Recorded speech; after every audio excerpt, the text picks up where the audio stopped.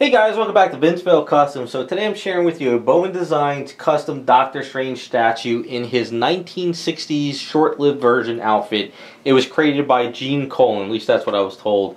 A couple other artists have done it in the past too as well, but I was actually asked to do this a long time ago and finally was able to get it done now. Jess Harold, who is actually a freelance Marvel writer, he's done stuff for Marvel, Star Wars hardcover collections, and the A through Z Marvel Monsters. I've known him on statue form for a long time now, and he's always asked me to do this. I've done a couple other items in the past, but he's always wanted to have this done. Now, the problem with this item is the cape and body.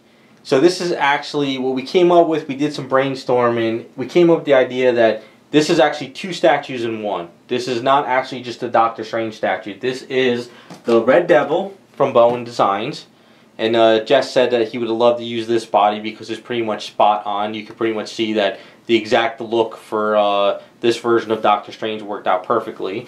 And then as far as the rest of him, we utilized the cape from Doctor Strange's body. Now you might be asking, why didn't you just, take this Doctor Strange and chop up this body? Chopping up resin, this is all cloth, this is all cloth around this body. And plus, he's actually attached to the back of the cape, but this lower part of the body is glued in at the waistline.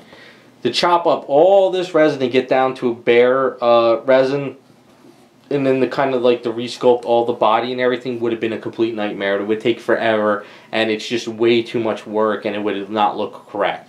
If it was probably original sculpt, like clay that wasn't baked or anything, then yes, maybe you could go that route, but with this, it was just a nightmare. So after we did a lot of brainstorming back in the day, I said, you know what, if you play the eBay game, and you can get yourself a cheap Doctor Strange, maybe it's broken, or whatever, we can utilize the cape and some of the parts, and then we could put it onto the Reddevil. So after some time went on, he was able to find himself a cheap Reddevil, and then he got his lucky where the Doctor Strange was actually damaged on eBay. I think the cape was cracked around here, the fingers were broken, and I think there was something else, I can't remember. But he was able to utilize these parts, and that's what we came up with. We came up with this version. So we'll kind of break down everything that I did, and it just goes to show you that you could take statues that are in the line, like 1/6 scales from Bowen's, or Sideshow 1/4 scales, and you could find parts and stuff, and you can rearrange, and you can make something really cool. So we'll get a little bit closer, we'll break it all down. There's a lot of stuff going on, so bear with me on this, but one of the cool things is actually the bottom of this base actually got signed by Randy Bowen. It's actually signed by Bowen, and Bowen did actually a Doctor Strange face sketch. I got a chance to finally meet Bowen face to face at the Jersey Fest. I think it was 2 years ago from now. And I told Jess, I said, since I got the Doctor Strange, I'm going to bring the base and get it signed for you. So he's got a really cool custom statue. Not only did I customize it, and he's got the version he wants, but it's also signed by Bowen. So it's a really cool custom going on. So as far as designing everything, I had to come up with some points, though, just to be careful with this. So we'll start at the bottom. This peg in this foot is actually a circle rod from the Reddevil. So if I put this circle rod in the base, this thing would turn a lot. So you could actually scrape stuff, and it would not work with this base. So I tried to get out that circle rod, but I just couldn't do it. It just was not working, because I think they put this rod up very high in the leg. So after I got dremelled up to almost the ankle area, I realized I have to keep the circle rod in there. I was going to try to put it in this foot, but I needed to keep it in that foot.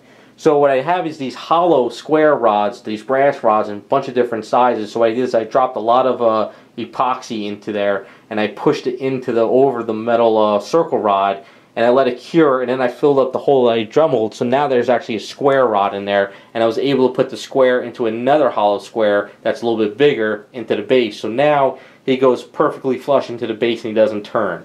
So the other thing too is when I was getting this cape on, I was a little bit worried that this cape is too heavy for this body, because the Doctor Strange that came with Bowen, it's designed better for the cape.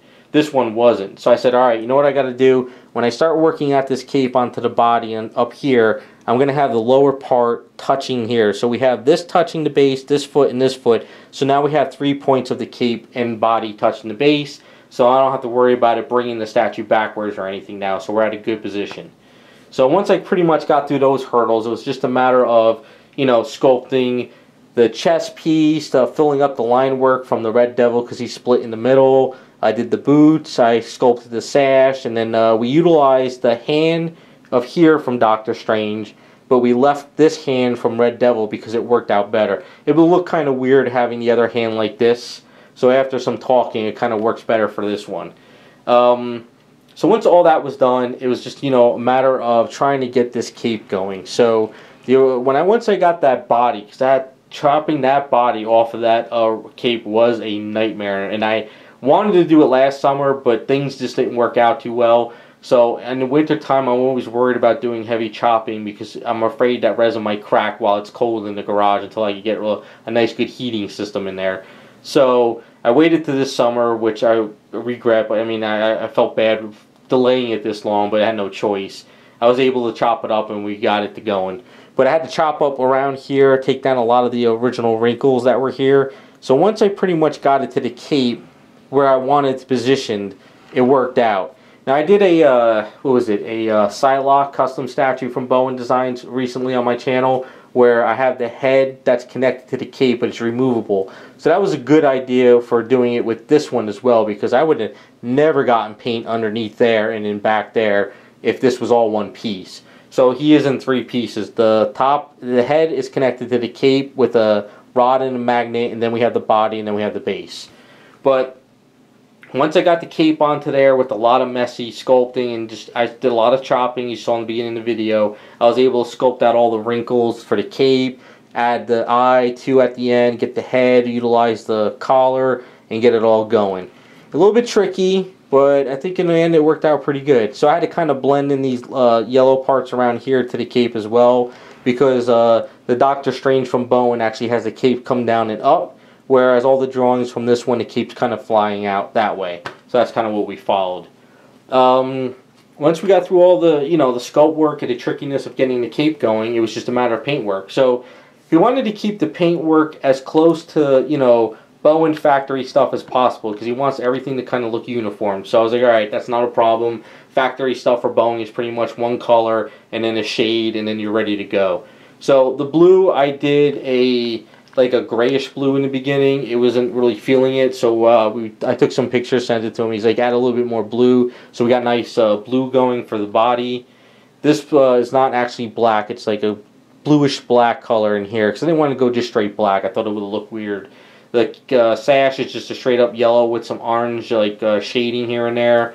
The boots and gloves are just kind of like a light, like a, I don't know, kind of just a light blue. I just kind of followed it and tried to match the artwork on my screen as best as possible. Now as far as the cape goes, straight red and then mahogany shadowing on there, because that's kind of like what the factory Bowen did on theirs. You know, no real pearls or anything on the cape other than just the edging. Edging, I had a little fun with it. I added some pearls on the edging. I thought that would just bring it out just a little bit, make it pop. And then the eyes, just like a nice gold metal. Face, just straight up, you know, eyes for yellow, white teeth. And that's it. I mean, straightforward. I had a little fun with the base, though. What I did is, I did orange base, but I made it a little bit lighter in the center, and then I did some shading around it. So it just kind of looks like it's glowing underneath of him a little bit more than the factory just did this really orangey, you know, just like a straight orange, and that was it, and didn't really have any fun with it. So I kind of just did that. But other than that, that's it. I mean, a straight forward custom just gives you guys an idea that you can take 2 statues and utilize them and make 1 statue. So don't ever think that, you know, if you see a statue out there, like there's a bust, and then you love that bust, but there's no legs for it, maybe you could find like a cheap, damaged version of that, like a Bowen Designs, you know, like a bust that he did, and then like a full-size statue with legs. You could chop off the legs and you could kind of add it to the bust. So, you know, there's always options out there that you could kind of have some fun with some stuff.